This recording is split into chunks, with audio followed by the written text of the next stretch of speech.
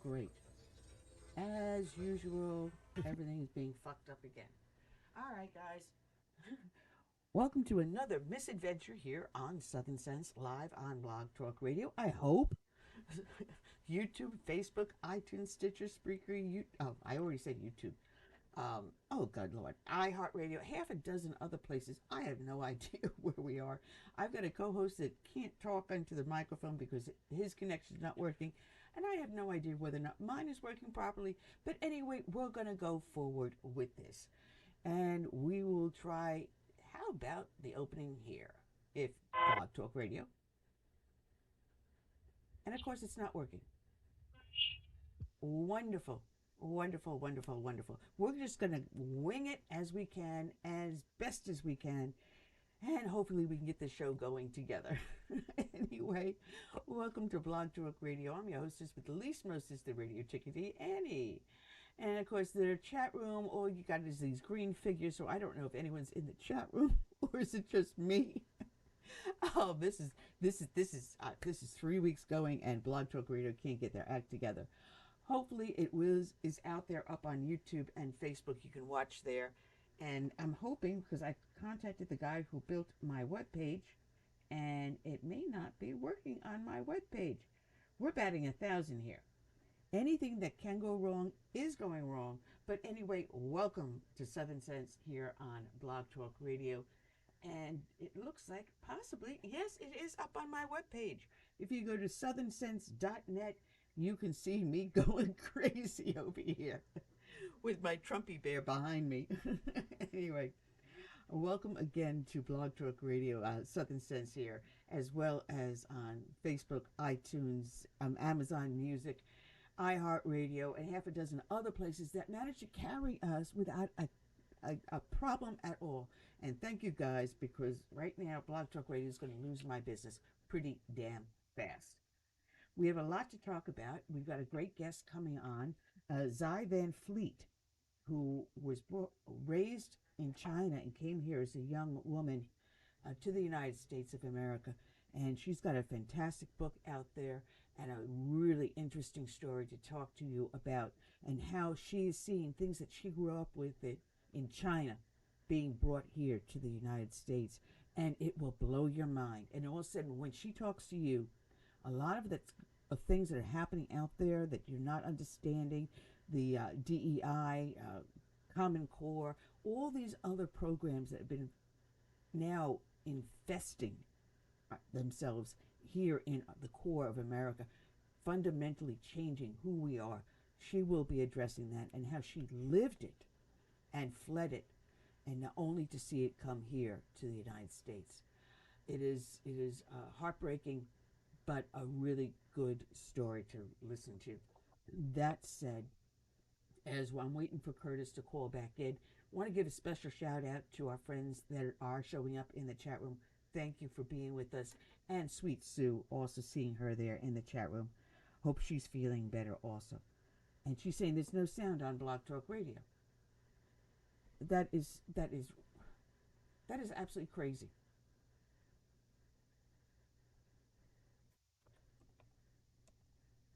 And Blog Talk Radio is not getting any sound. Okay, and we are disconnected. Well,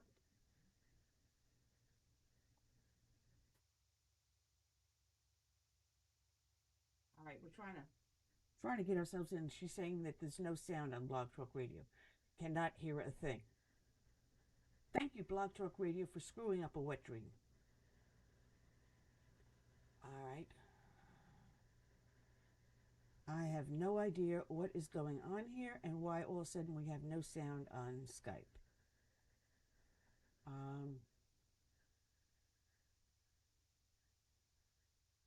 All right. Can you hear me now? Because you were hearing me before, Curtis.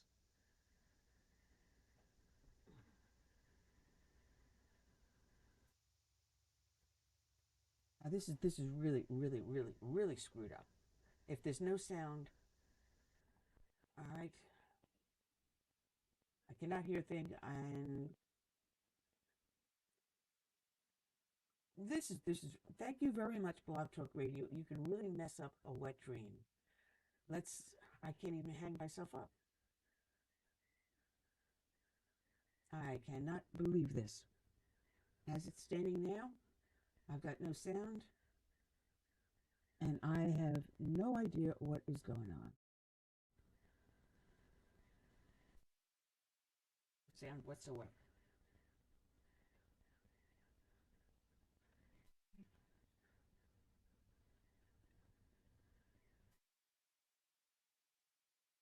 Just send a message over to James whether or not he can hear me over on my own webpage, and hopefully he will respond back, but no sound.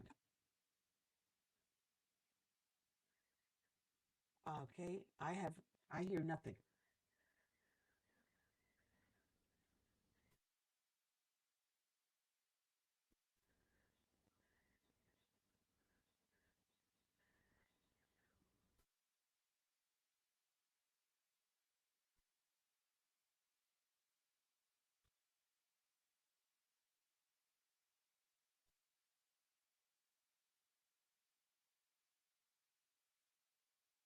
This is crazy.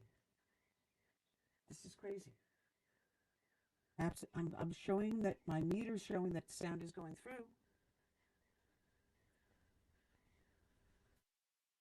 This is absolutely obnoxious.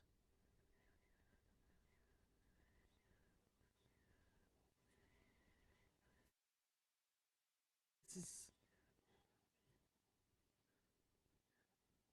I don't know what's going on, guys. I have no idea what's going on.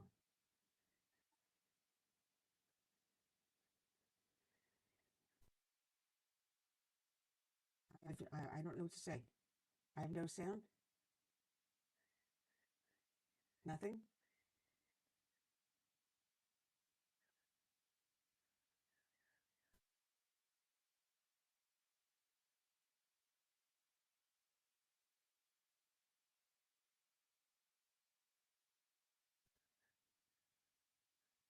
I got nothing here.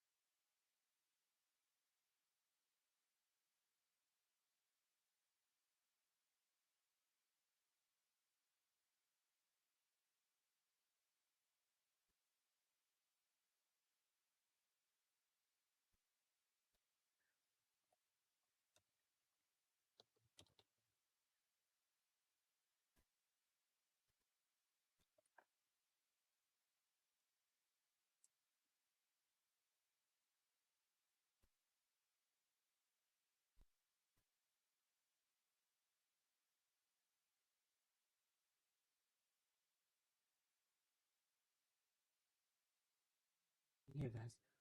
Okay? I have nothing here.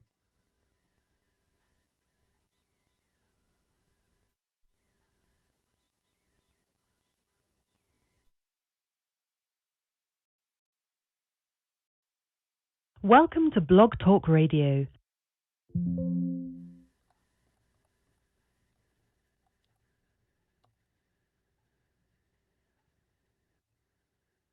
To start your show now, press 1. To hear important instructions, press 2.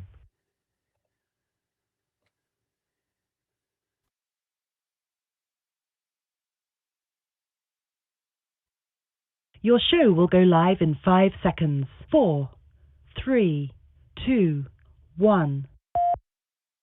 All right, let's hope that we got some sound here now. I have no idea what's going on, but hopefully Oh, I have no idea. Curtis, if you can, dial back in. Dial back.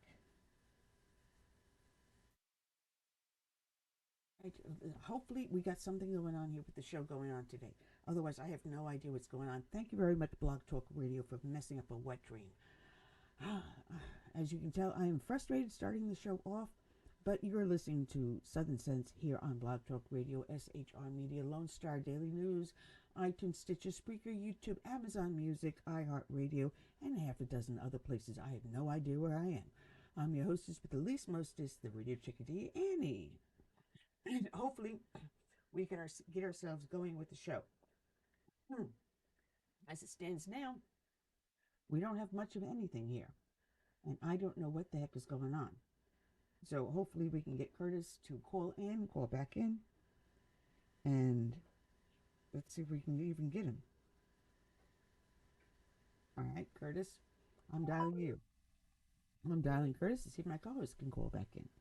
Otherwise, we have no show for today. And this is absolutely crazy. Okay. All right, call waiting. All right, Curtis. Hopefully, Curtis, can you hear me? I got you now. Can you hear me? Yeah, I had to dial in. My screen went blank. I know. I got kicked off. I mean, this is crazy. And definitely is all the more reason. And Blog Talk Radio, if you are out there listening, you've got a customer that's been with you for 14 years, you fucked up. And I'm going to say plain and simple. For the last, now, 4 weeks, they have not gotten their act together. And I think it's time that, Curtis, you and I move this over to another platform and forget about Blog Talk Radio from here on in. I was sick over the Christmas holiday, so I didn't get a chance to play around with the new program. I mean, both Omar and I and my mom all came down with whatever the galloping crud was that was rolling around here over the holidays. And even Christmas Day, we spent just trying to heal. So you can tell my voice is still a little bit hoarse from whatever it was. But when you run a platform like this, they should have the best technicians that could have solved this like within 2 to 3 hours. Absolutely, absolutely. And this has been going on for a couple of weeks now. Yeah. And I'm paying a subscription to Blog Talk Radio, and now this is going 4 weeks straight, and we haven't had good service. I want my money back at this point. They owe me for Skype is 1 screwing month. me around too, because Skype, I talked to them on the phone last week because I had to change my card number and all that because there was some potential fraud in my account. So when that happens, I have to get a new card, and then I have to let everybody know. And I discussed it with them, and everything's supposed to be cool. And then when I try to log on to Skype, they telling me I need to pay. I'm like, what?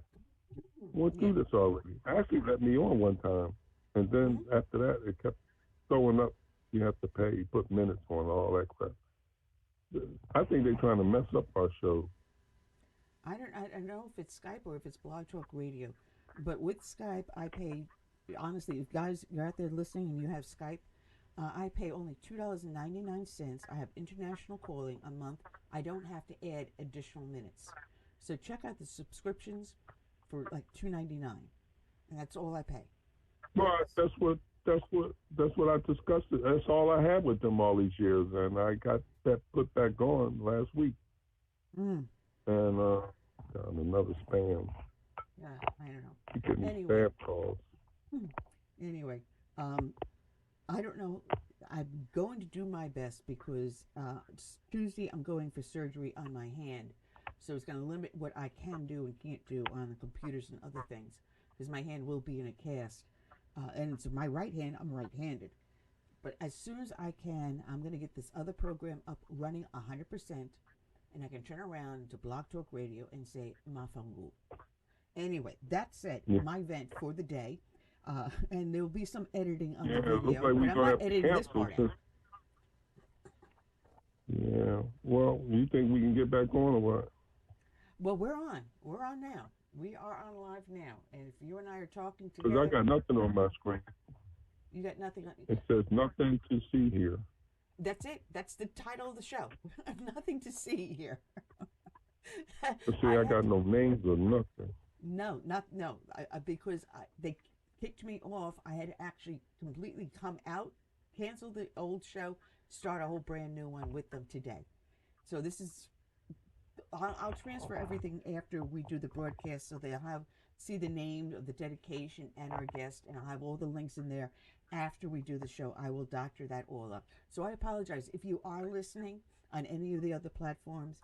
Thank you very much to Block Talk Radio for messing up the wet dream. Here we are. Northwest Media just signed in with us and saying, "Hi guys, we're not nuts. It's the platform that we're using just fouled us up so badly that I had it. After 14 years of using them, they just saw the last of me. They're going to see my fat butt go out the door right now." That said, we got a great guest I was trying to introduce earlier. Her name is Zai Van Fleet. She was a native of communist China, growing up under Mao, and what she saw there and how she was able to finally come here to America and embrace everything that is American, and then seeing what our nation is now devolving into. She will tell us about all the things she lived through and that what she sees here in America and how we are slowly turning into what she fled. And this is why we're doing our show like this. This is why we're out there getting our voice out there for 14 years on this platform. And it's going to be, like I said, we're up on iTunes, Stitcher, Spreaker, YouTube, Facebook, iHeartRadio, Amazon Music. We've got the platforms out there. We don't need Block Talk Radio anymore. And we're going out the door. This was the last straw. The last straw. Anyway, you can tell I'm a little upset, can't you, Curtis? Oh yeah. Oh man, they just stepped on the last raw nerve. Anyway, to get back to more serious and important things, those that listen to our show know that we start each and every show with a dedication to a fallen hero. And today's dedication is going out to Patrolman James M. Sides of the Alamogordo Police Department in New Mexico. His end of watch was Monday, August 14th of this year, 2023. And guys, having someone that served in law enforcement, these are stories that people don't hear about. Those men and women out there that are injured, severely injured, in the line of duty, and even though they may have been retired on disability, those wounds later on, it may not be a year, it may not be 2 years, it may be down the road, but those injuries will eventually claim their lives. And this is what has happened to Patrolman James M. Sides. His original story starts on April 3rd, 1984, and this is from the Officer Down Memorial page that you can find at odmp.org.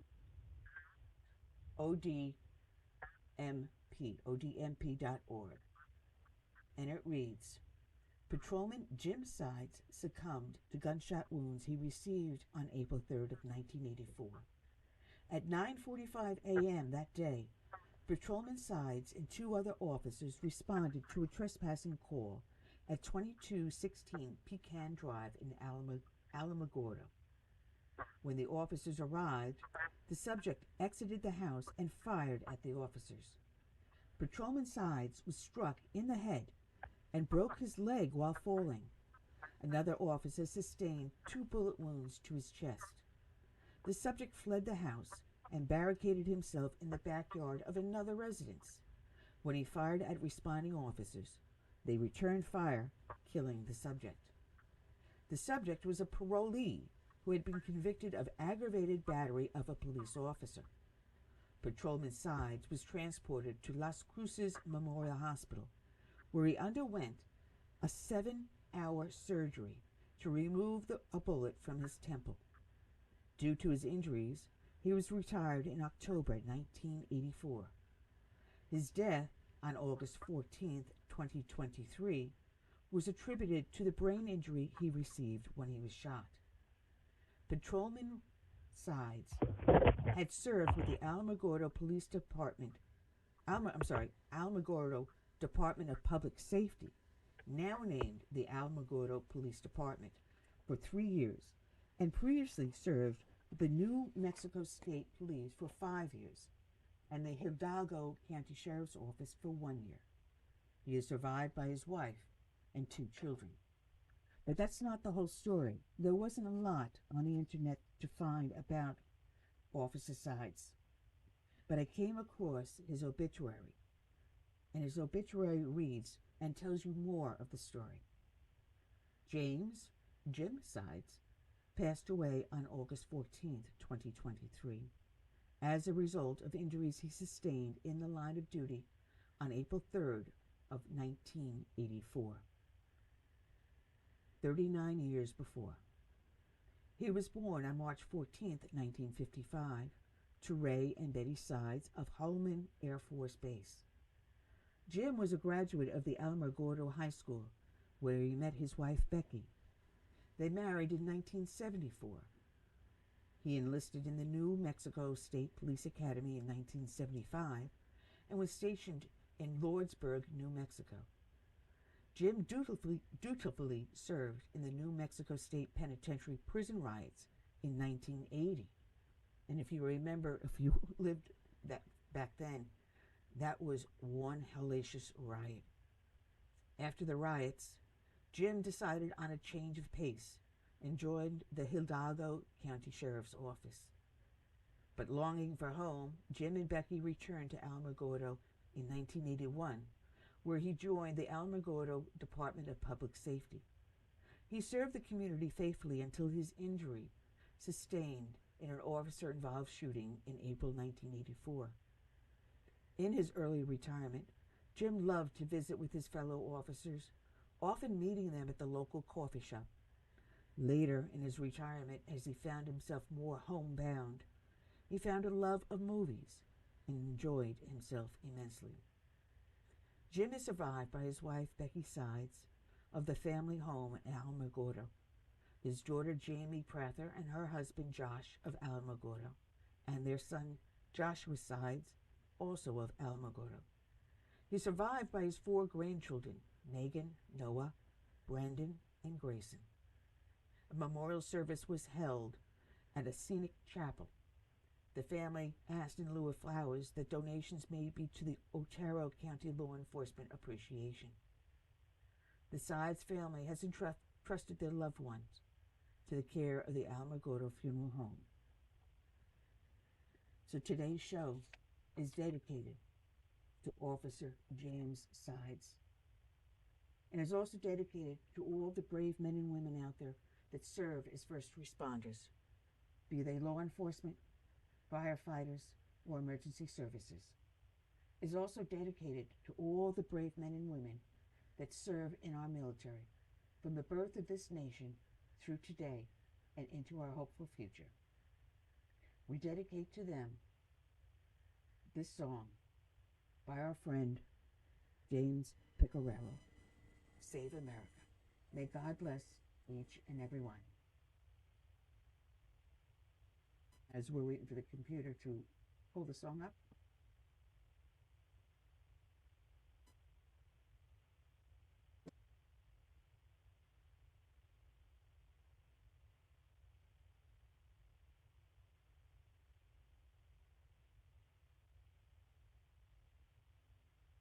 Land, America, America, the home of the free. But there are people making plans to change America. They've no respect for her or what matters most to you.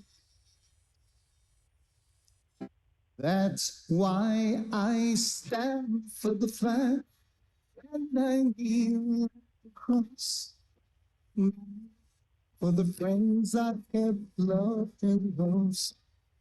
Yes, God we trust. All fathers granted us. I hope it's not too late to save America.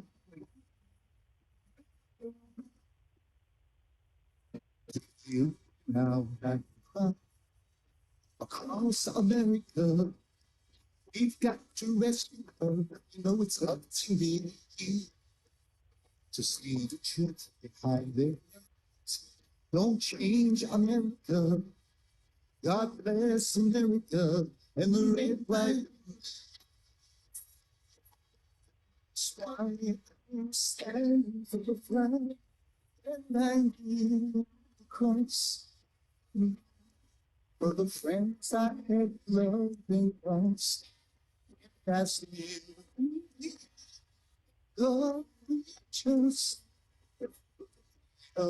all falls right. It's not too late to save America.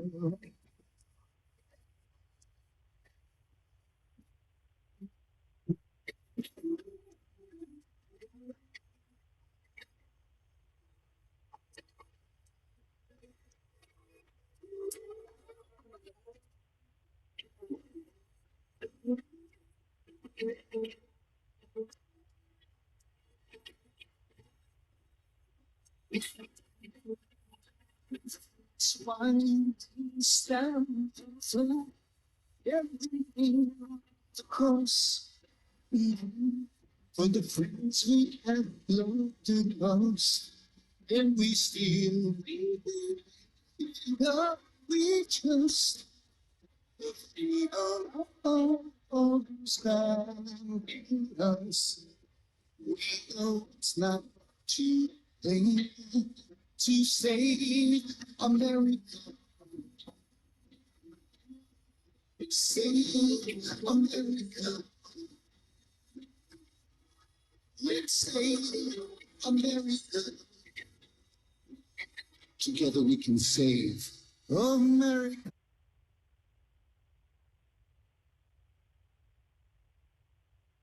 All right, and we are back. You're listening to Blog Talk Radio. Good Lord, I just messed that all up. Let me start back again. Welcome back to Southern Saint live on Blog Talk Radio, SHR Media, Lone Star Daily News, iTunes, Stitcher, Spreaker, YouTube, iHeartRadio, Amazon Music, and half a dozen other places. I have no idea where we are or what I am doing today.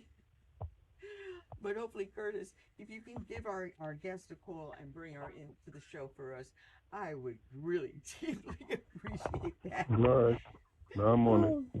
Oh, uh, anyway, folks, this is live radio, and you can't get any worse than we're doing today. But we have a lot to talk about. One thing I want to say that what those that are out there listening don't know that on Wednesdays I also do a show that's produced by Dan Perkins, my friend from God, how many years, a sweet man. Mm. And he does a show, he produces a show called Moms Across America that you can find on his website, which is danperkinsmedia.org. And I do it with a woman in Colorado, very influential in her county GOP up there, Vicki Tompkins. And Vicki and I get together for half an hour every Wednesday, and Dan puts the show up on Fridays after he edits it to make sure I don't flub too much. Anyway, not like I'm doing today. This is unedited. This goes out live and natural. That's what you get, folks. Anyway, we do a show with Dan Perkins and Vicki Tompkins on Wednesdays on Moms Across America, and you should try tune into it. As I said, you go over to his website, Dan Perkins Media. Perkins is Perkins media.org, and we have a blast. And one of the things we talked about yesterday, what the heck were we talking about? Oh, yes, the influence of certain elements in our society that is slowly killing our children. This new transgenderism movement, um, and we get into the really, really deep into the weeds on that issue. So I think it's something that you all should take a listen to. And it looks like Curtis is having a problem getting our guests to come in on the line. So hopefully that she'll be able to call in. Um, what I will do is see if I can send her. I'm hoping this is a phone number I have here is a text number, so I'm going to try it that way. and we will do that. So just bear with us, folks, as we try to get our act together here.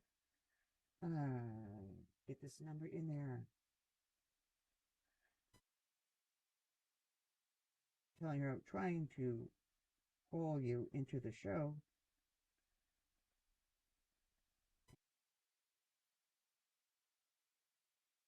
Telling her to call our call-in line, which is 1917. This is our phone number to the show for now.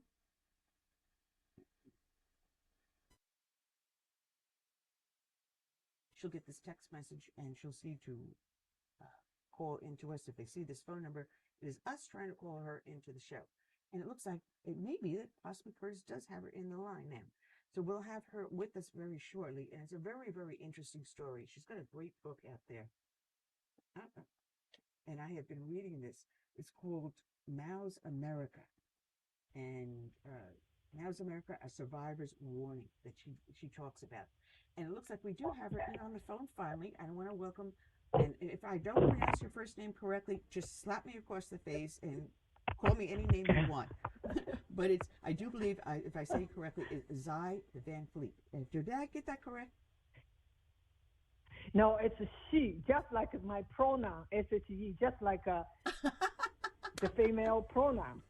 Okay. I know, it's got a lot of people. Yeah, no problem. Well, I'm glad I'm talking to a real she, not a he. Pun intended. Exactly. That's my God-given pronoun. Yes. A matter of fact, I was saying that I do a show that's produced by someone else on Wednesdays with a woman out of Colorado. And our subject was transgenderism, especially with our youth. And I came across a list that the National Education Association put out on proper pronouns. And I mean, this is what they're teaching 4 and 5-year-olds, that, you have to be careful. Yeah. You can't say she, he, or they. It's got to be z, them, their, theirs, their self. This is, I'm sorry. Yeah.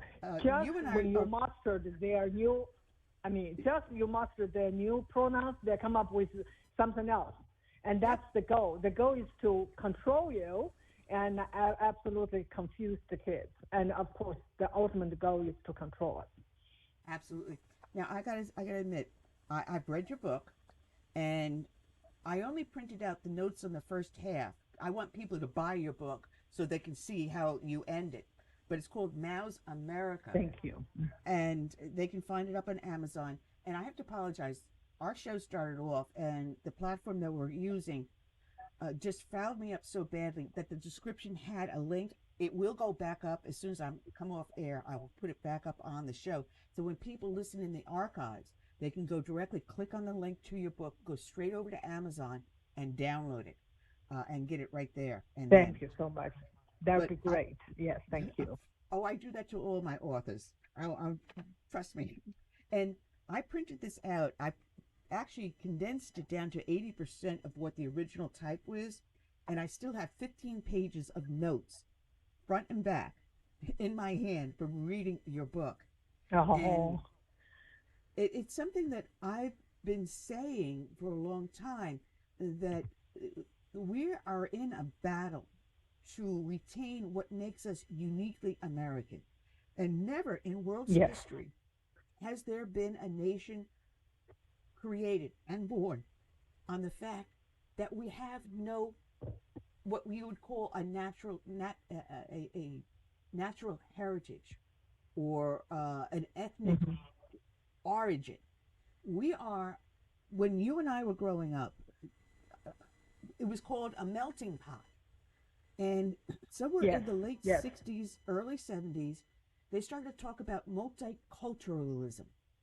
And as a kid growing up in America, and I'm hearing multiculturalism, but yet they drilled into our brains that we are a melting pot. People come here to assimilate into what makes us uniquely American, which means that we have no background, not like the dynasties in China or the monarchies in Europe. We don't have where we go back and say we're uniquely German or Italian or English or Chinese or Mongolian or whatever. We come here to America because there's one thing we all believe in, and that's freedom. Freedom to Yes. choose our life, where we go, who we become, and what we do. We get to choose for ourselves who our government officials are. And yet we control how much they can tell us what to do. And we basically tell them what they need to do and where they can go. They ought to do, yes. Yeah, and we can tell them where to go too, if you get the hint I'm hinting at. Yeah, exactly. Yeah. Slowly and surely, So, that has yeah, been that, eroded. that is what you talk about is really, really important. And that's what I believed in. When I came to this country, I wanted to be American. And it took me quite a while to figure out how to become American and what it means to become American. And that is basically the process of assimilation and the melting pot. And I remember in the 90s, I came here in 1986, and I still heard melting pot. And I want to be in the melting pot, be just like Americans too, because that is the reason I come here. I love this country. And then we heard salad bar. Oh, America I'm sorry. is not I apologize. melting pot. I thought I turned the phone off. I apologize. Go ahead. Sorry about that. Okay, yeah. I think people probably remember. And then they told us the American is not a melting pot, it's a salad ball. You keep your identity, but we're together. Okay, sounds kind of okay. And then we were told multiculturalism, that every culture is the same, that American culture is just one of them and nothing special. And now we're told America is built on slavery and it's systemically racist, and what we need to do is dismantle it, burn it to the ground, and build something new. That's how this progress into teaching the kids, teaching Americans to hate America. That's where we're today. So as you said, it's a battle. Really, it's a war. And we fight this war for really the survival of America. And it's funny because kids today don't even know the Declaration of Independence or the Constitution, much less Yeah. the basis for it, which was English common law that was codified by King Harold. And in English common law, it allowed us the ability of self-defense. It gave us the right to own property, and the government could not take that property away from us. It gave us the right to protect our lives and our freedoms in English common law, which then led to the Magna Carta when English common law was violated by the monarchy, which then the Englishmen overthrew the monarchy. Then when the monarchy became again too oppressive, we came here to form a new nation built upon the ideals originally codified in English common law. But it can go all the way back to ancient Greece and their republic, which failed because people failed to protect their liberties and freedoms. And here we are. Here we are going into our 250th anniversary soon. And we are seeing our freedoms and our rights being eroded. And unless we wake up, America as we knew it will no longer exist. And God bless you for writing this book, because you point out everything you lived through and that you saw going on when China became communist, especially under Mao. How your liberties and freedoms, what you thought and you took for granted, suddenly are gone. But what they're doing to us here now is they're taking little bit by piece by piece by piece until one day we don't notice that we are the frog in that boiling pot of water, and there's no place to escape anymore. That's exactly what has been happening, and I have witnessed and the whole process. And I did say that in my book, and I find that unique for me to experience one of the two very, very, very important events in human history. One is Mao's Cultural Revolution. That was in the 60s and 70s. It started in 1966 and ended in 1976 when Mao died. And I survived it. And then I made my way to America to embrace freedom. And I also absolutely experienced the process that I can witness. I can absolutely see how America has been absolutely turned into a Marxist state, that our institutions are all fallen. And even though I notice things here and there, but to most people, the wake-up time, the wake-up moment was 2020.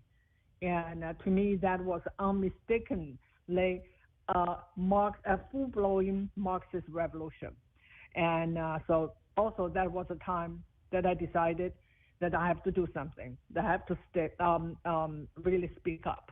And that's when I went to the school board. So it is absolutely amazing that Americans don't know history. They don't even know their own history because it's not taught. Then you describe, where we're from and what we stand for, why we are what we are today. And people don't understand. And so that is the reason that they demonize our past, and they don't teach children and real history. That's why they were able to make the young people hate this country. And they are willingly now join the woke revolution to overthrow our system. And that is America. When that system is gone, so is America. So we're really fighting for the survival of our country. The last one in the world. When America is gone, I have no other place to go, nor will the American people, nowhere else to go. This is it. Yeah, and when those final liberties are stolen from us by the woke society, all of a sudden they're going to turn around and go, oh, wait a minute. But we see this time and time and time again under Stalin, under Hitler, under Mao. They use the intellectuals, they use the education system to start the brainwashing. Yes. And then those of us that are old enough or smart enough to realize what's going on, we get what they call swatted. We are silenced, we are canceled. They will do anything and everything to make us look like we're the bad guys, and yet we're the ones that are screaming and yelling and pulling the alarm. We're pulling that fire alarm, and no one wants to listen because it's not culturally acceptable anymore to speak out. I'm sorry. You're harming me. You're causing me harm. I'm sorry. I called you the wrong pronoun because I didn't recognize the fact that you're not a he or you're a she or a Z or an XY MLOP. I don't know. So you want to put me in jail because I used the wrong pronoun. And yet you have the ability to call me any name in the book you choose, and that's acceptable. But if I respond to that, power. Yeah, right now they have the power. Now they because they control all the institutions, and that's also something I described in my book, and about their long march.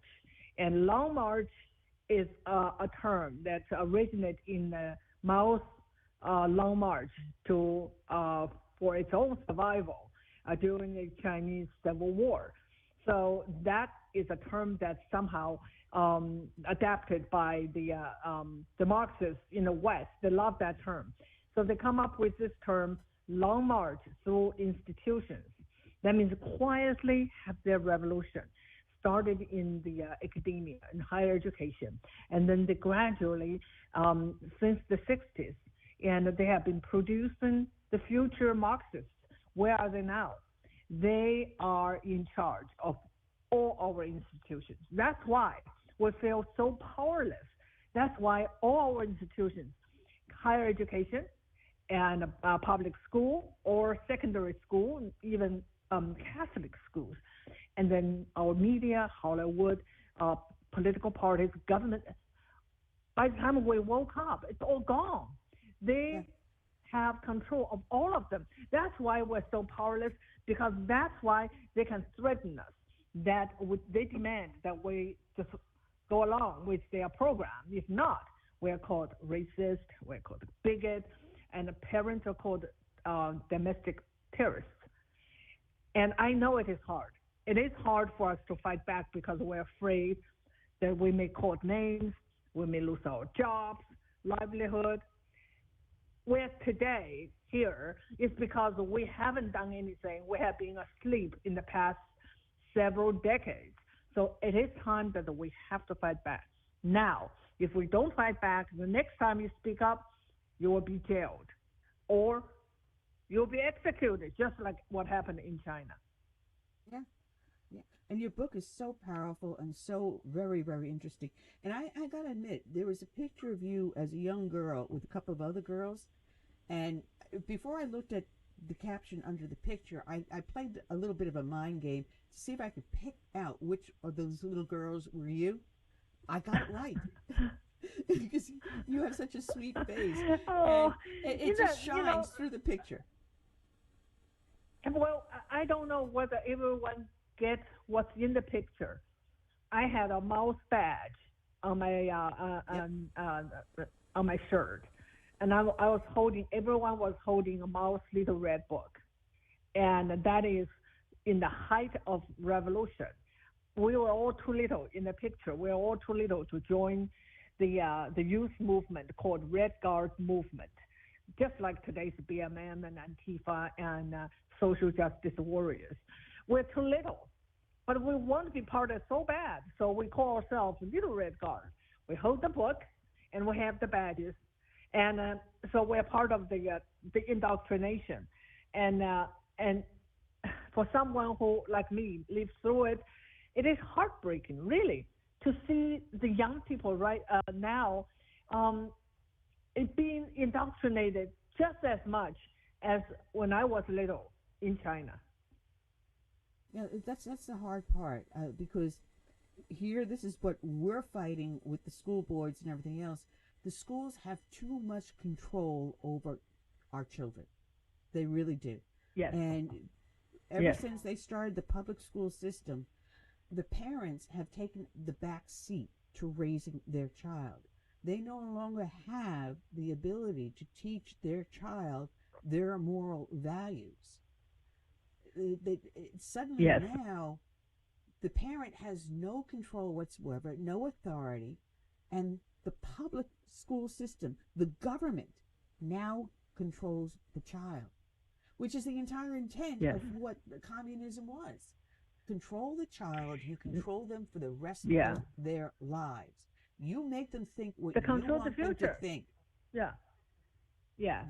It's exactly it. And that's why I really, really want to yell and to people, wake up, wake up. We are really at the brink of the cliff. The brink of the cliff, and I think we are off the cliff. We just haven't hit the ground yet, and at the bottom yet, and that's really how bad things are. And yet, there's so many people have not been waking up. Why? Because of woke Marxism is not something that is so easy to detect, because it is the nature of communism is its deception. It always come out as if you're fighting for the poor, for the weak, and it sounds like it is really have this noble goal to liberate and to save the people. So for the poor, a lot of the poor feel like they want the government, the state, to give them handouts. So they're in the movement. And for the young, educated, they feel like they want to be virtuous. They want to help. They want to be the good one. That's why it is so dangerous.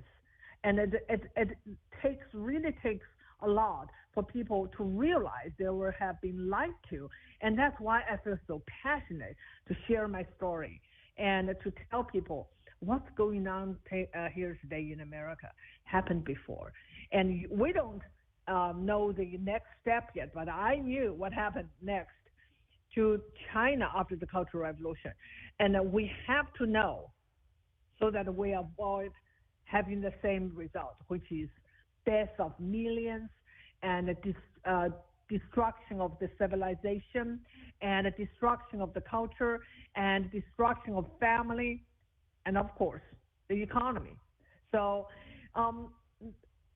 this is how important it is.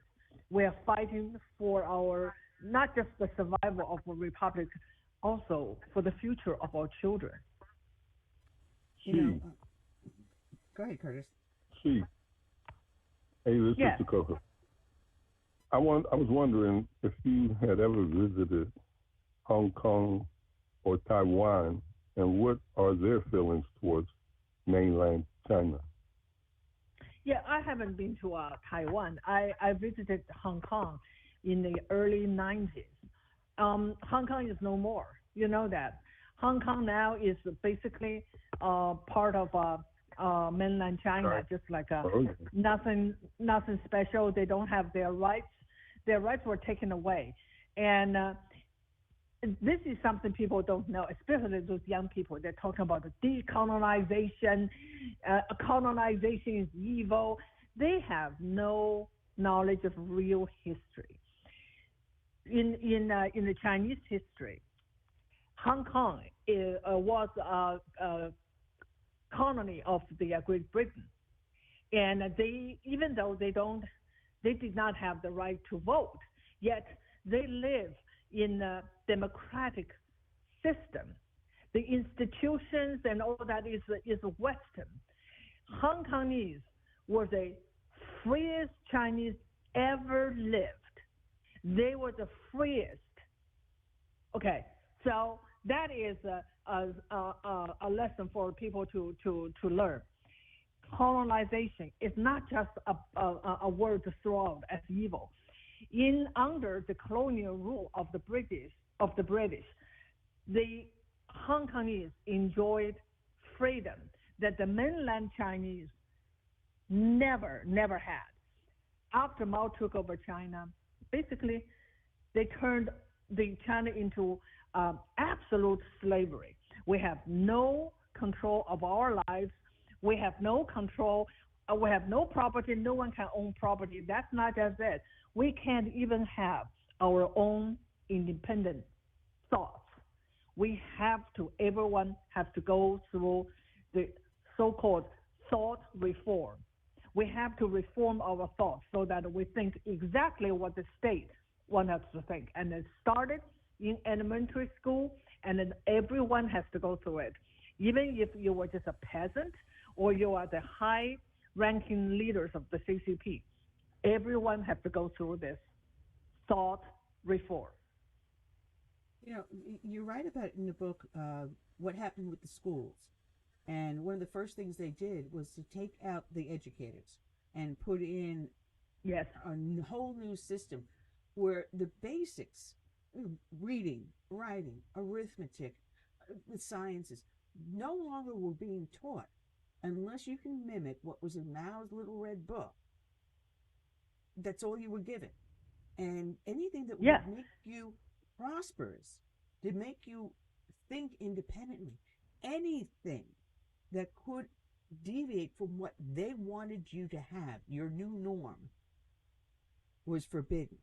And because you know what? Because they feel they own the children. They did own me. They own all the children. They never think us as individuals. We have individual dreams. We have our own ambition. We want to do something that means something to us.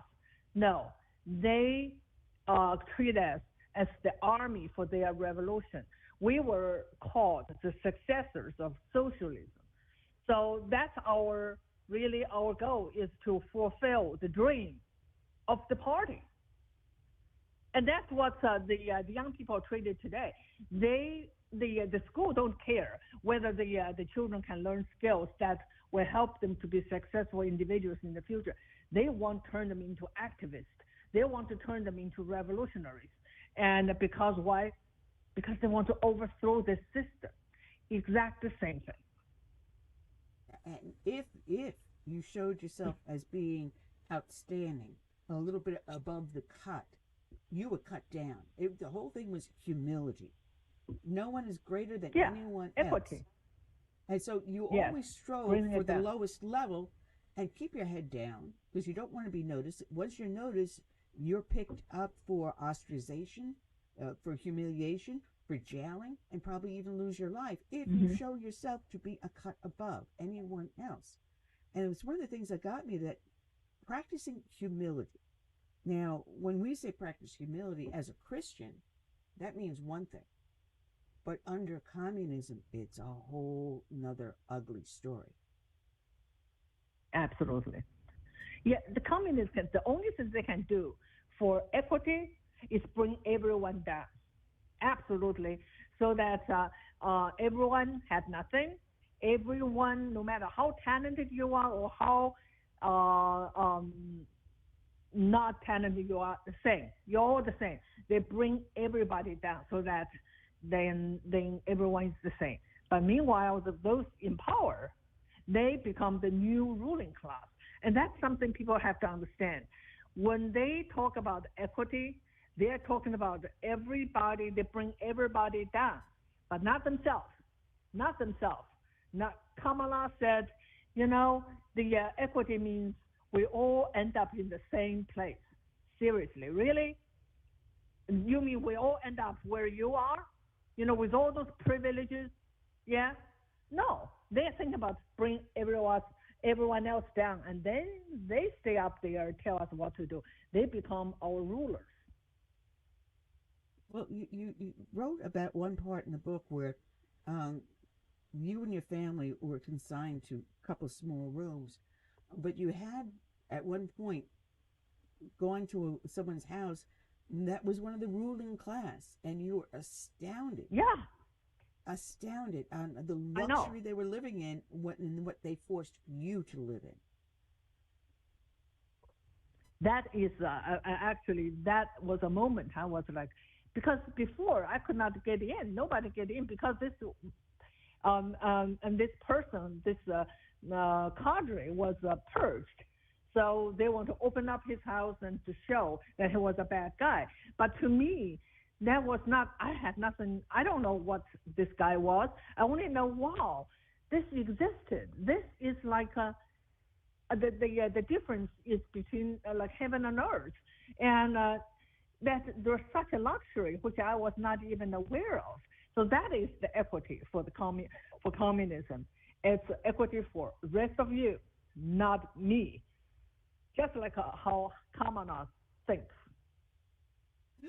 And you were saying that you were denied the ability to watch certain movies, listen to certain music, and even in so much on how you had your hair worn. You couldn't curl it, you couldn't get perms, you couldn't do this, you couldn't do that. You were only consigned to certain types of styles, and even clothing. You were only allowed certain types of clothing. But that didn't matter for the ruling class, did it? The communism is all about control. So much control that, you can't have nothing and you have to be happy. Does that sound familiar? You will own nothing and you will be happy. Under communism, it's not you will be happy. You have to be happy. If you show that you're not happy, if you show you're not content, you are in trouble. You are considered that counter-revolutionary. You will be punished. The book is absolutely fascinating, and I encourage people to really. There are certain books you can pick up and put down and read it, continue to read it a week later. Not your book, because you go through all the stages of what you face. And even in so much as coming here to the United States, where everyone's saying, "Oh, they're racist, this and that, and everything else. You're gonna be miserable. You're gonna hate it." You, even though you did at certain points in time face some derogatory treatment, you didn't find that to be the overall story here in the United States. We're not. Are we really that racist a country? Yeah, that is the people that people who come from another world. They have a reference point. They can compare here with where they come from. It is the people who never left the country who think that America should be a perfect utopia. Then they start to look at everything and find out the imperfection and condemn it, and then they say this system is so bad. The white people are so racist. This needs to be all dismantled and take down. We destroy the system, and we're going to condemn whiteness. That's how Marxism thinks. And so what we're going through is really a Marxist revolution. I find it in all aspects of our society because they've even taken over businesses. They now have businesses that think woke. Target is a perfect example. I actually cut up my Target credit card. But there is an underlying fabric in these United States that gives me hope. And I hope maybe that you see it too. Maybe the pandemic brought it to light. Maybe the incident with George Floyd brought it to light. But there is still in the heart of America the want for freedom, for our liberties, for our founding principles.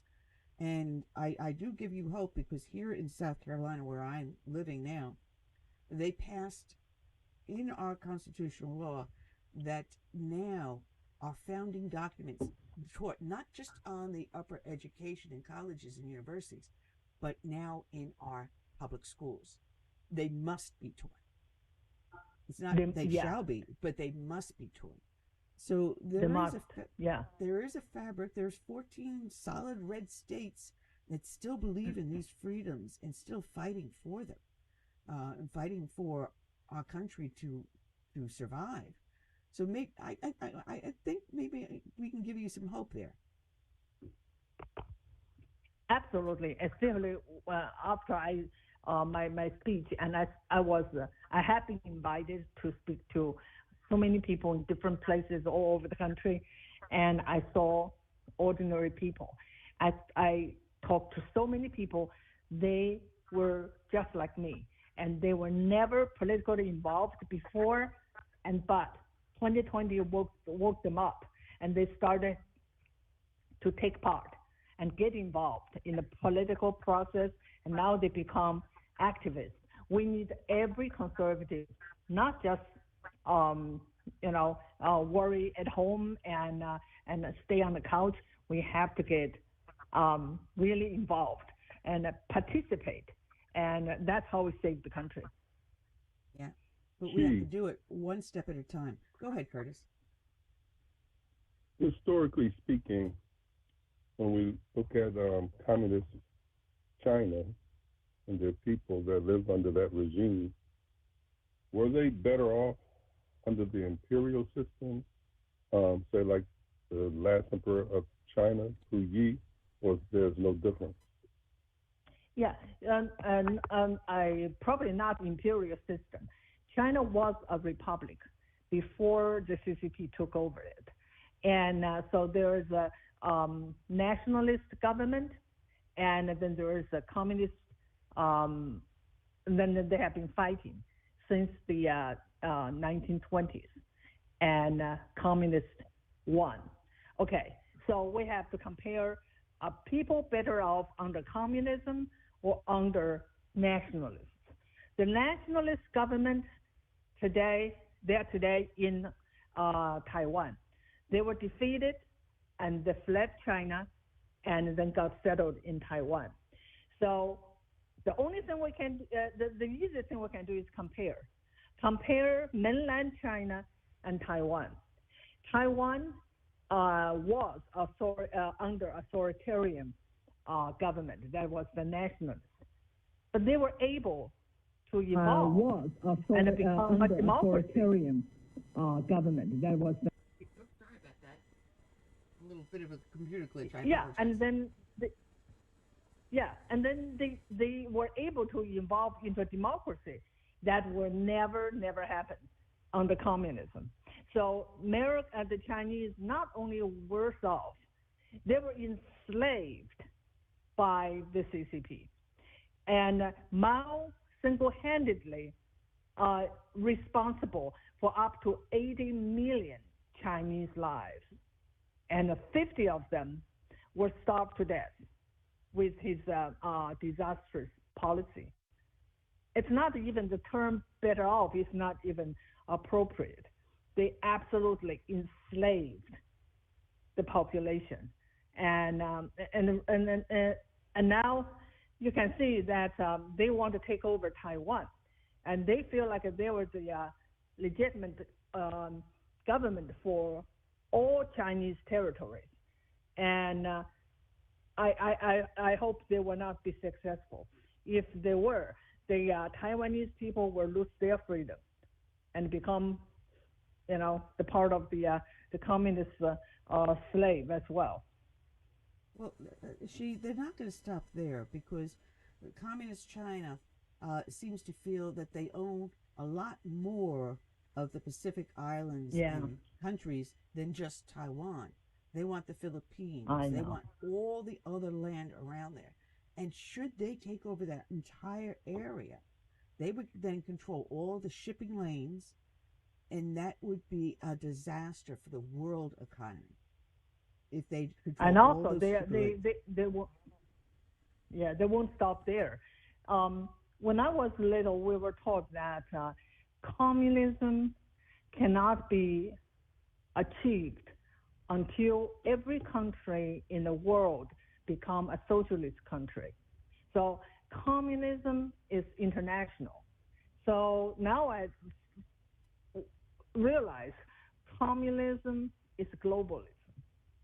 So their goal is never just take control of their little territory or expand a little bit around their country. Their goal is the world. Yeah, and this is something that I've been talking about a lot on this show. And as you heard, I've been doing this now going on 14 years. And I've had the pleasure of interviewing a lot of interesting people like yourself.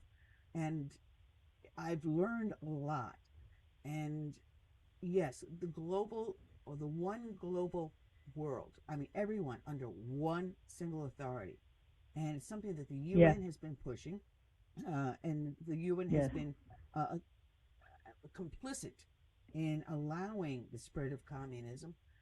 We're now finding Communist China with their roads and bridges project using that to control other nations.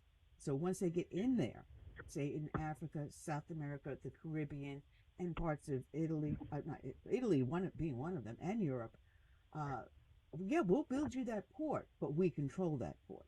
We'll build you that roadway, but we control the roadway.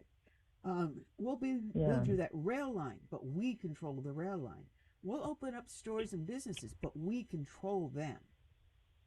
People don't realize that you take your business over to China and open a manufacturing or any other facility there in China, at least one member of the Communist Party must be on your board. So everything you do, you have no property or intellectual rights. It's now all controlled by the Communist Chinese. And we, as blissful idiots, is no other better way to say it, blindly go along without realizing what the end game is. We're playing checkers and they're playing chess. Well, I would say that it's not we, because we have really very little to do with it. It is the corporations who were so greedy and they'd rather make profit and then not really, and they will sacrifice the workers, the American workers. They will sacrifice even the national interest, and working with the CCP in pursuit of profit. So there is a real problem.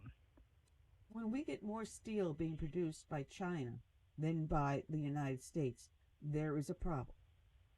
When we get Yeah, 95% yeah, of our prescription drugs produced in China, not here in labs yeah, in the United States where we can control the quality of them and what goes into them, we have a problem. When we find yes, major brands like Nike, Izod, and I can go on down a whole big list, being made in China and not the United States, we have a problem. When we find that yes, China's buying up properties right outside our military bases where they can spy on them, we have a problem. When we find vast yeah, amounts of private homes and apartment buildings being bought up by China to rent out to Americans rather than encouraging home ownership, we have a problem. And we have a major problem here in the United States. And you are ringing the bell and warning us. Will we listen? yeah. That's the question. Will they listen? Yes. I mean, the book is absolutely fascinating. It's called Mao's America, A Survivor's Warning. And you go through everything that you experienced under the change from your republic to communist Chinese, Mao's China. And he's revered as a god in China.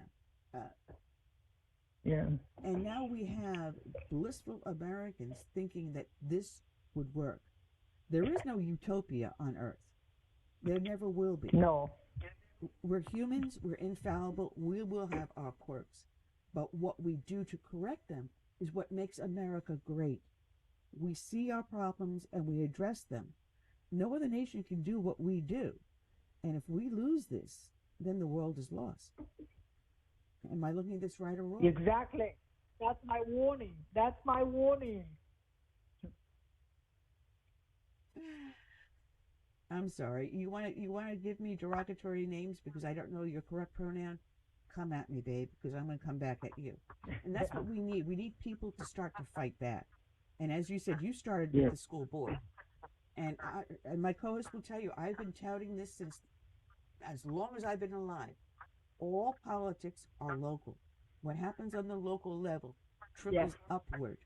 If you don't control your school board, your local council, whether it's city council, county council, whatever you want to call it, your local government, if you don't control that, then they're going to go and take whatever policy that works in your little postage stamp of your neighborhood and bring it up to nationwide. And this is what we've allowed to happen. We've allowed our system to be poisoned, and I hope your book's the antidote. I hope so too. I really do. And thank you for helping to get the message out. Hey, she. Good. Yes. Speaking of fighting back, after seeing what happened to the citizens of Hong Kong, how hard of a fight do you think the Taiwanese are going to put up if they are invaded by mainland China? To me, right now, you really it is very difficult to fight back because, and China now is totally in control of that little city state used to be. The problem is once it's you lost it, and it's very hard to get it back. That's why I'm warning everybody here. Once we lose this republic, it will be very, very difficult to get it back.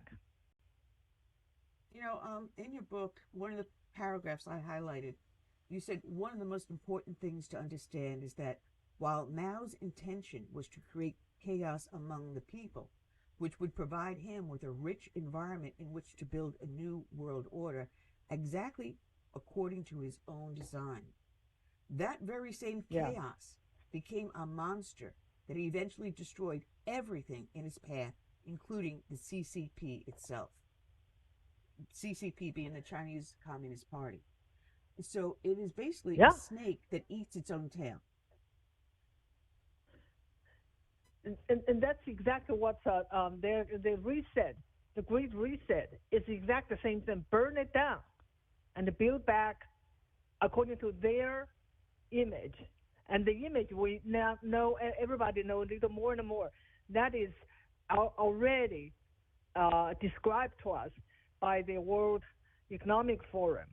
You're going to have nothing, you're going to be happy, and you're going to leave the 15 minutes city, and we will control every aspect of your life. And that's what Mao did. And that's what's going to happen if we don't stop it. You know, here in the United States, a person could be born to the lowest station in life, be piss poor, and yet find themselves a multimillionaire at a young age. You have people that do this in the entertainment industry all the time. You have entrepreneurs like Vivek Ramaswamy, who came from nothing and made himself a multimillionaire or billionaire, whatever you want to call it. You have the Donald Trumps out there. We can come from the most humblest of origins and become a rock star. No other nation allows that opportunity to happen. And when that starts to be taken away, and when under communist China, you're told where you're going to work and what your profession is going to be, if you have a profession. Otherwise, you'll probably be just laying bricks for the rest of your life. When you have someone control every aspect of your life,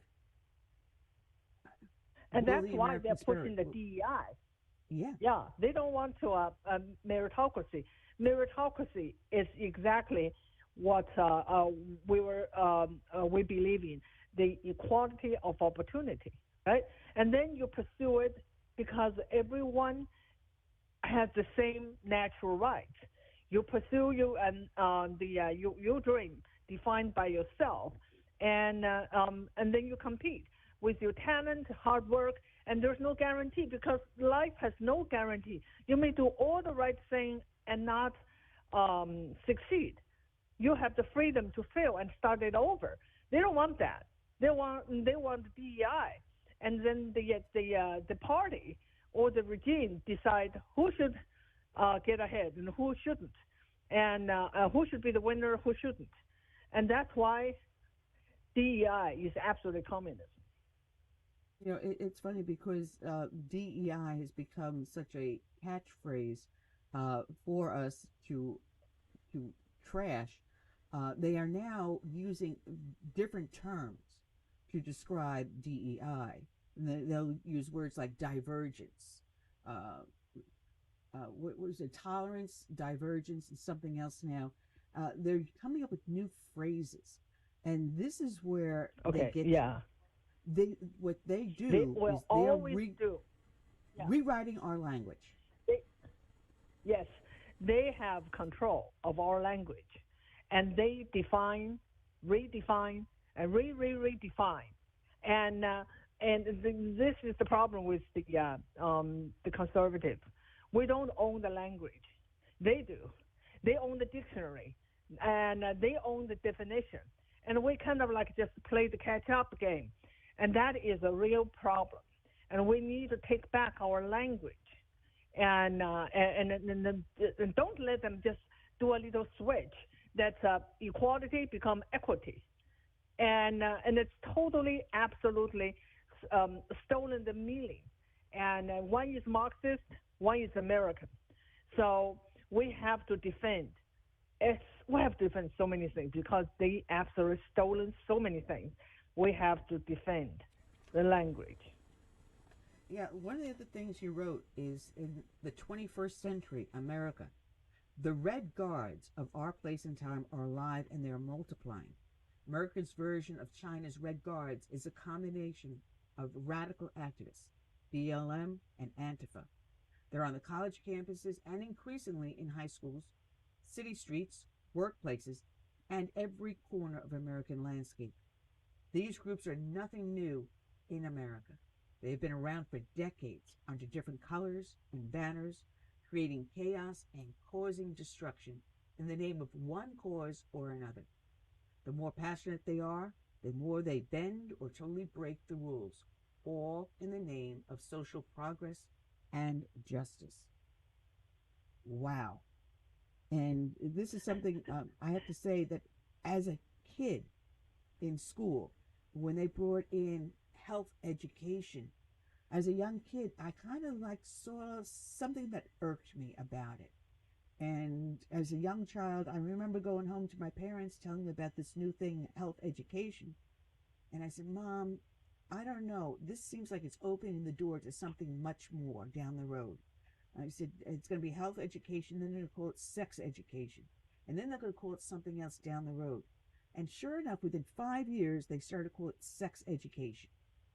And what do we have now? Teaching our kindergarten kids transgenderism. And it's funny, as a child, I could see this. And they had these multicultural days where people come in and say, all right, fine, I'm from Mexico background, I'm from Italian, I'm from German, I'm from this, I'm from that. And they'd bring in foods and they'd have a multicultural day. And it kind of irked me also. Where's the day for Americans? And I was told, oh, that's the 4th of July. No.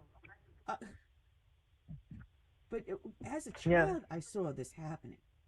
And as I grow up as an adult, it is so much more pervasive in our society. And you put down in your book what I saw happening to America, but you had it at a much faster pace. It was dumped on you like a bucket of cold water. Whereas for us, they're doing it more insidiously.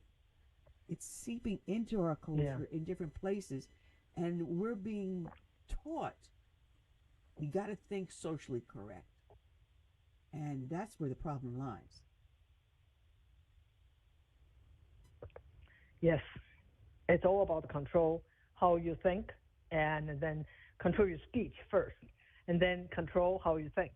And we have to, as I said many times to people, if you feel now you're scared, if you don't speak up, you should be prepared that you're going to be scared for the rest of your life, and your children and your children's children will always live in fear if we don't fight back. You have now people that are triggered because they felt that your speech to them, however you address them, and it could be something completely innocent, triggers them emotionally, and now they're wounded. Oh, I'm sorry. I am now disabled because you triggered me. Grow up, get a thick skin, and act like an adult. But that's not what they want. They want someone to make you feel like you did something wrong, even though you did nothing wrong. You just exercised your natural rights, but you did something wrong. You triggered them. How dare you? But that's the thought police that we're facing today, isn't it? Yes. Well, I gotta say, I am proud to say that my show has been taken down off of YouTube so many times because I triggered them. Okay. I've had to use several it's different the badge ways. Of courage. It is. It is my red badge of courage. And I have to honestly say also that I've had it where I've had various individuals talking about what's going on with China and their invasion of our economy and our society. That I've been in the middle of a broadcast and found my broadcast taken down suddenly. So I think the problem we had with starting the show is that I had you in the title of the show. So I also had China in the title of the show. So I think that's where our problem started today. They got me in their hairs. I'll tell you that. So it's a badge of courage you and I wear. Yes. I gotta laugh because if I don't, I'll be crying. But I gotta tell you that once we're done with this broadcast, I'm gonna redo the title, put the description in, so people can click on the description in there and go straight to your book. Excuse me, I apologize. Mao's America, a survivor's warning, and you give a lot of warnings in the book saying, "Hey, listen, stupid. This is happening here in America. It's not a rumor. It's not a pipe dream. It's not something that is a wolf crying in the woods. You have a true warning that here this is going on here in America." And it's been going on for decades. It's not something that just occurred Yes, yesterday. yeah. It's But not, it's been yeah, it's nothing new. It's a, yeah, it's slow, it's insidious. And one of the things that we have done here in America, which you saw in China, is that bureaucrats now, unelected officials, people that you did not choose into a position of authority, now have the authority over you, including life and death. And we have built ourselves a bureaucracy here in the United States that is unbelievably frightening. Um, Once we get a government agency up and running in the United States, it never dies.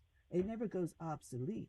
There's always a bureaucrat somewhere pulling a string, telling us what light yeah. bulbs If to we, yeah, buy, that's exactly what what happened. toilets to buy. Yeah. Uh-huh. And we give them a little bit of authority to take more, to take more, to take more, until one day we feel like we can't make any decisions. Everything has to be decided by the so-called authority. That's communism. Yeah. And they do it now with Obamacare. They control our health Mm-hmm. decisions because now you have to get everything approved through Obamacare. You've got doctors that you used to sit down with in the past, and you can sit down with the doctor for a full half hour or more and talk to them. So they got to know you personally, and you got to know them personally, and they knew when you were hurting because they could tell by just the look on your face. But instead, you've got a bureaucrat that's saying, well, this treatment's approved, that one's not. That medication's approved, that Yeah. one's not. And we have Yeah. allowed this to rule our society, even down to what type Yeah. of cars we can Yeah. now buy. Well, I just heard that in California, you need a license to hike. A license to go hiking. To be Yeah. able to walk outside in God given beauty and nature, you need to get a Yeah. license to hike. That's frightening. Yeah. That's yeah. That is absolutely. So I say, if you want to see what's coming, look at China, and then look at California, and you know that's coming to your state. And because China, they have all this social credit system, and every move is controlled the government. The government can turn everything off, so you can't even function. You can't even survive in the society. And so, You're right about that. well, California California and New York. is the next one to follow, and then just pay attention, because when I heard this, in California you have to have a license to hike. I said, okay, that sounds more and more like China. Well, look at what happened during COVID. The government told people where they could go, where they couldn't. I mean, there were stores you couldn't go into if you didn't wear the mask and things like that. Yeah. It was like socialism. Yeah. Yeah. Well, I think that may have been a wake-up call, and I think, this is my personal opinion, that China made a mistake with the Wuhan virus because it did wake up an American spirit as something that people That didn't is, expect. to me, it's always, yeah, it's the silver lining. And without the pandemic, the parents would not know what's being taught to their kids, No. or most of them would not know. So it is a gift in many ways that wake up so many people. So they can't plan, the communists, the globalists, they can't plan everything right.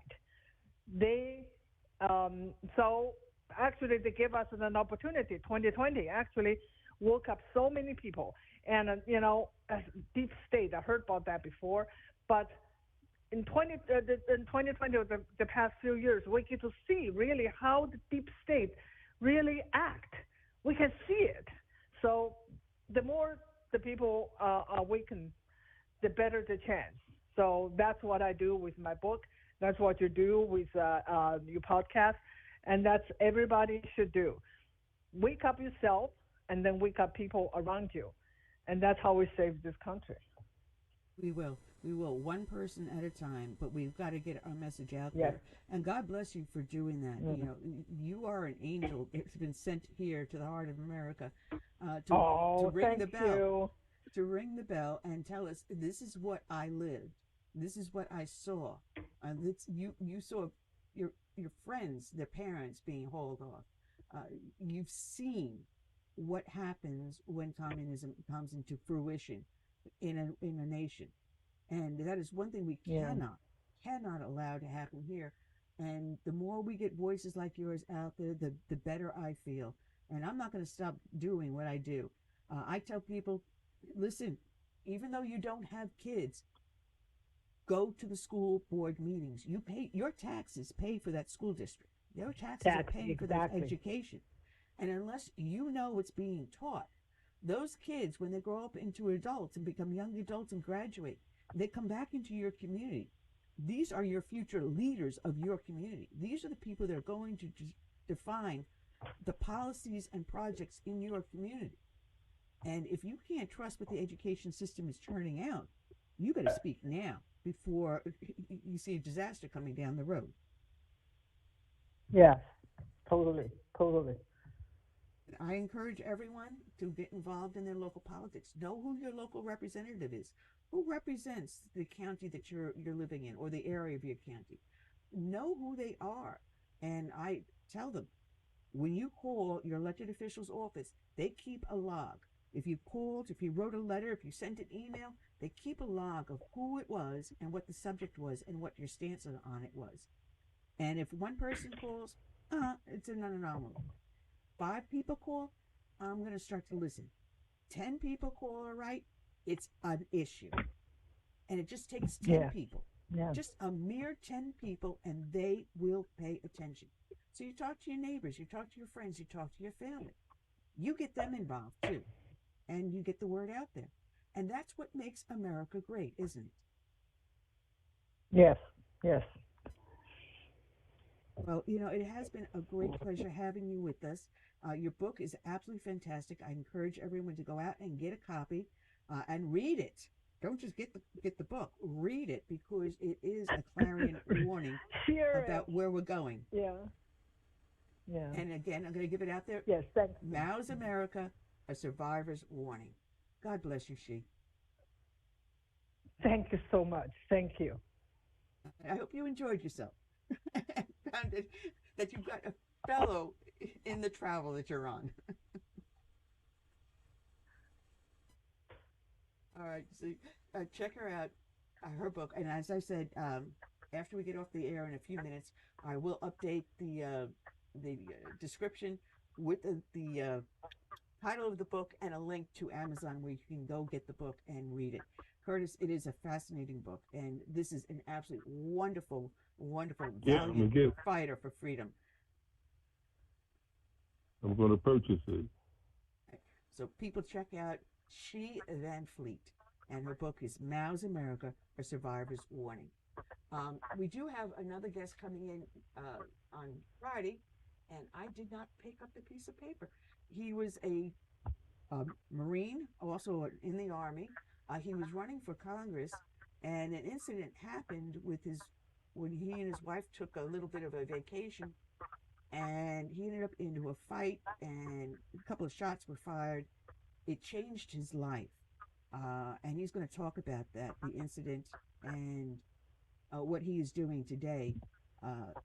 He cut off his run for office to recover from the injuries, but it dealt with human trafficking. He ended up stepping in and saved a couple of people from human trafficking, and that's a whole nother story, especially with the illegal immigration that we have here in the United States now, and massive human trafficking going on with the open borders, and that's another tragedy that needs to be discussed and brought to light. So we got ourselves some good shows coming up in the future. Oh yeah, and we got to get Jennifer Carroll back on.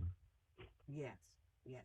I hope everything's okay with her, because she was supposed to be on with us, but was it 2 or 3 weeks ago, and she had a family emergency that she had to cancel last second. So our prayers and thoughts are with her on everything being okay. So hopefully, yeah, definitely, let's get former Lieutenant Governor of Florida, Jennifer Carroll, back on the air. And like I said, I'm getting emails and messages for more and more people that want to come on the show. and we don't have enough time, honestly. But we are down to our last 5 minutes, and you've been working on, I understand, a new book. Actually, two. One just got published the other day.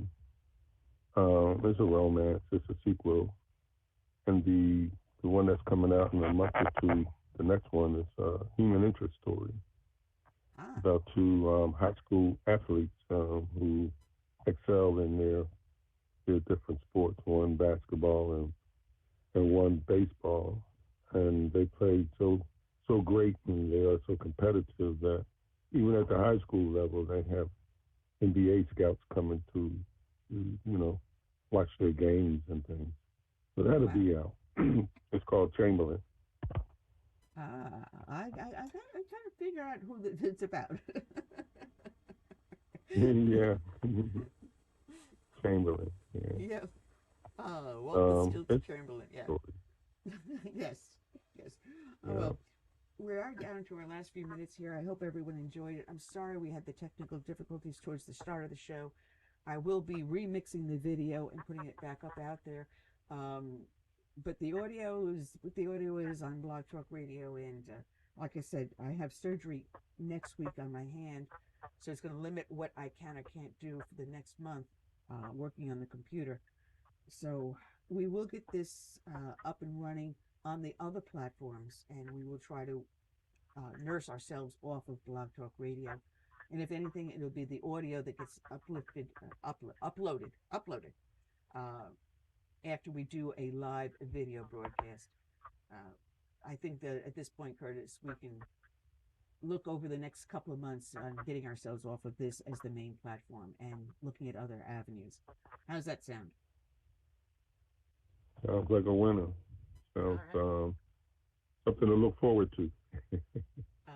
That it will be. Now, if I can get myself to get the sound back up here, and oh, good lord, here we go. Let's try this. Come on, computer's not going to cooperate. Holy cow!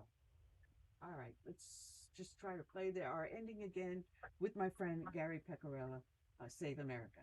So until then, I say good night and God bless. If this starts to play, here we go. Then save that time, save that station. Next try.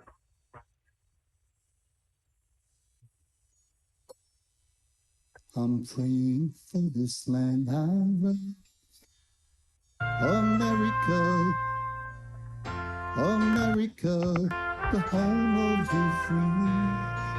But there are people praying for this to change America. They've no respect for her or what matters most to you. That's why I stand for the flag and I kneel the cross for the friends I have loved and lost.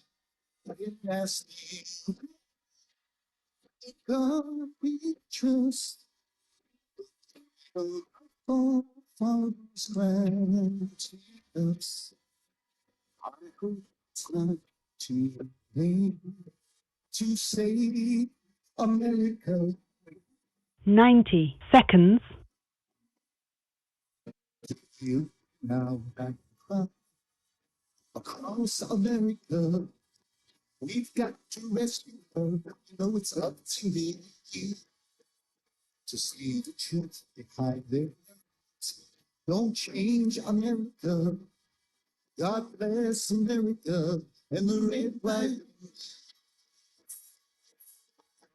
white stand for the 60 flag seconds. and I kneel the cross for the friends I have loved and lost. That's me. God, we just oh, Father's guidance. I start to late to save America.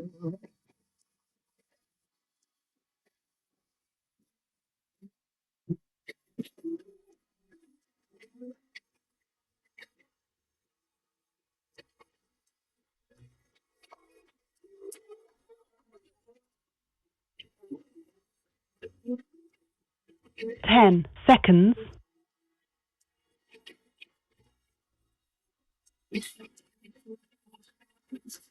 Trying to stand through everything across. For the friends we have loved and lost, and we still love, we just the freedom of standing us.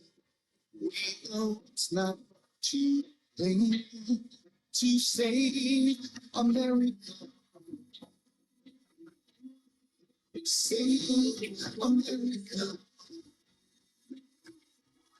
Let's save America. Together we can save America.